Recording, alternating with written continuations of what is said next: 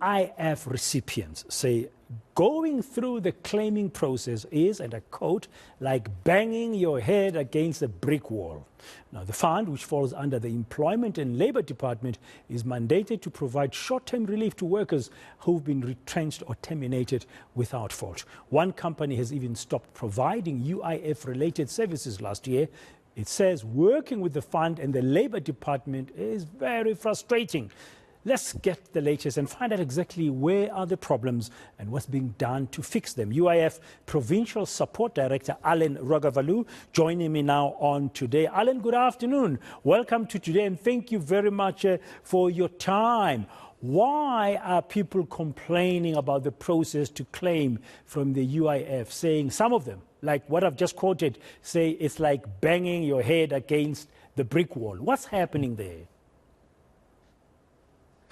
Good afternoon to you. Yes, I got to take it in terms of three parts: what was done, and what is the problems in terms of the complaints and inquiries. And if you look at financial year 22-23, we paid out to 2.9 million claimants at the value of 15.5 billion rands. And if you look at the current financial year, which started on the 1st of April to date, we paid out 5.9 billion to 807,000 clients. Now, in terms of the process, you've got to look at it in four ways: the application process, the processing, the payments, and the inquiries. In terms of the application process, you're looking at three avenues or three channels: the walk-ins, and you're looking at the U-filing in terms of the online processes, and then you're also looking at where we take our mobile trucks to the rural areas in terms of the application process. And then the actual processing, the processing is decentralized to the 9 provinces and our 126 labor centers that is situated throughout the countries. So processing is not done at a central point. It is done through the various labor centers situated in the 9 provinces. Now, if you're looking at one point that you mentioned, that certain companies stops providing services. Now, that you look at, it's a third party. We cannot provide information to third parties. We can only provide information directly to client in terms of the POPI Act. So yes, if anyone queries on your behalf or anyone applies on your behalf, then we cannot process those applications. And clients or officials at the various labor centers cannot give information out to third parties. They can only provide information directly in terms of the clients that applied. However, having said that, we did have some issues in July in terms of systems issues, where we launched in terms of an announcement to our current processing, and that causes some hiccups. However, those things were rectified, and what the provinces are doing now is trying to catch up in terms of the issues they had in July. Now, going forward, in terms of complaints, inquiries, yes, you can make an inquiry directly at the labor center or through our call center, which is escalated to the provinces. I will stop there and take anything further from your side.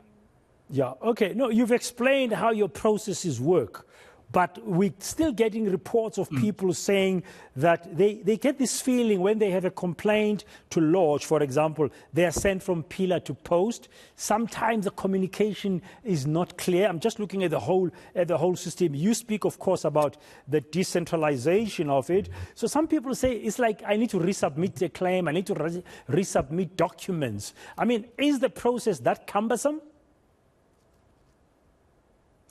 The process is not cumbersome because everything is systemized.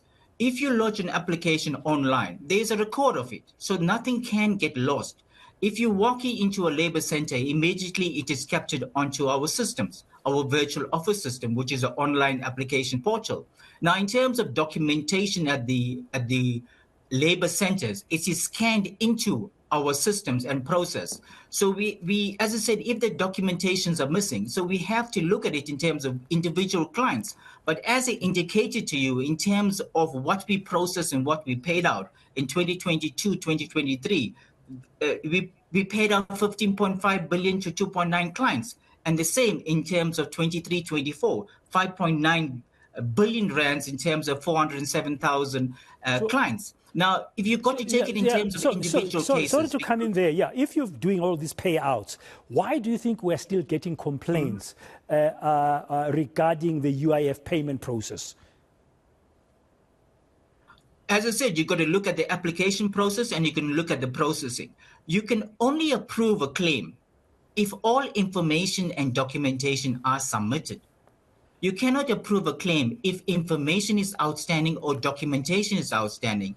And I think that's where a client says documentations are missing. However, in terms of the process, we do have all documentation stored into our system, which we're moving away from the manual system. It's more systemized, so you have a permanent record in terms of audit process and a permanent record in terms of fraud prevention.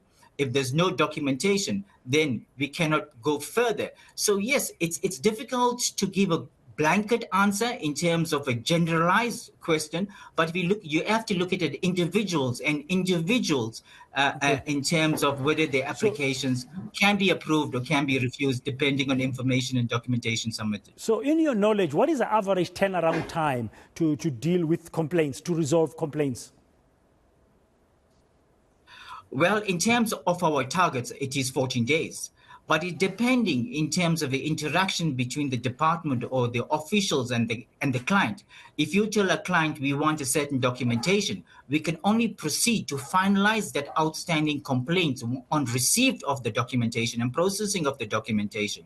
As you know, that every claim, whether it's a UI Act, whether it's a WABU claim, and whether it's the task claim, it undergoes an AG process at the end of the day. And we must ensure that we are complying to our own processes, be it the standard operating guide, be it the act, or be it any circular. If not, we have to count in terms of monies out of the fund that goes to incorrect payments. And that is why you had the large number of complaints in terms of when we launched the TAS and WABU, because we're paying to incorrect clients. So yes, the onus is on us to ensure that documentation and information are 100% before we can pay. And it's our onus in terms of requesting those information to make sure that the client was unemployed, the client worked for that employer, and there was proper declarations by the employer to the UIF fund.